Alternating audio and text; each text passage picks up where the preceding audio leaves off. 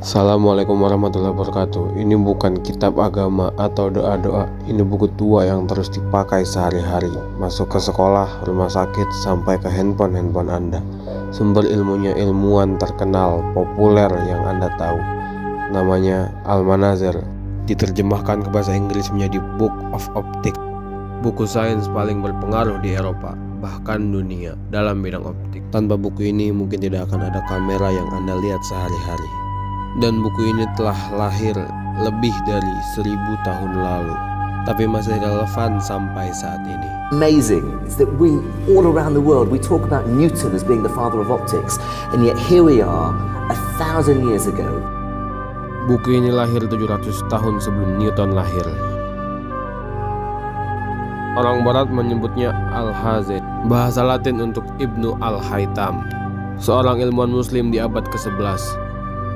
Orang barat menyebutnya the Islamic Golden Age.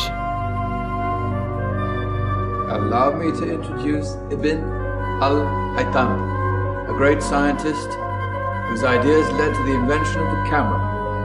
You invented the camera? Sayangnya, sedikit sekali yang mengenal beliau. Bahkan seorang muslim pun banyak yang tidak mengenalnya. Padahal di Eropa, jasanya disandingkan dengan Galileo dan Newton karena beliau adalah peletak dasar ilmu tentang cahaya. Sehingga Ibnu Al-Haytham disebut sebagai the father of optics. Pada tahun 2015, UNESCO pernah mengadakan perayaan The International Year of Light untuk mengenang 1000 tahun karya Al-Haytham. I am pleased to partner with international organization 1001 Inventions to launch the World of Ibn Al-Haytham Global Campaign to promote light science for the benefit of all. A groundbreaking scientist from 1000 years ago, the life and work of Ibn Al-Haytham have never been as relevant as they are today. Salah satu temuannya yang paling merevolusi sains pada saat itu adalah penjelasannya tentang bagaimana cara mata bekerja. Sebelumnya, para ilmuwan Yunani seperti Plato dan Euclid menganggap bahwa mata lah yang mengeluarkan cahaya untuk bisa melihat. Namun hal itu dibantah oleh Ibnu Al-Haytham. Beliau mengatakan justru mata lah yang menangkap pantulan sinar agar bisa melihat. Dan banyak hal teknis lain yang beliau jelaskan dalam bukunya. Dan faktanya, ilmu beliau masih relevan sampai saat ini. Menjadi dasar-dasar keilmuan optik dan mata.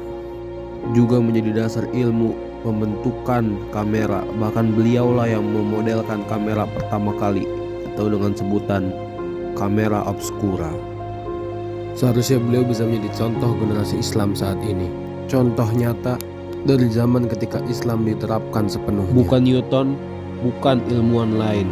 Seorang muslim yang juga ahli dalam bidang agama dan falsafah. Dari gelapnya penjara Raja Mesir, beliau bisa memberikan pencerahan terkait cahaya dan mata. Dialah Al-Hazan atau Ibnu Al-Haytham.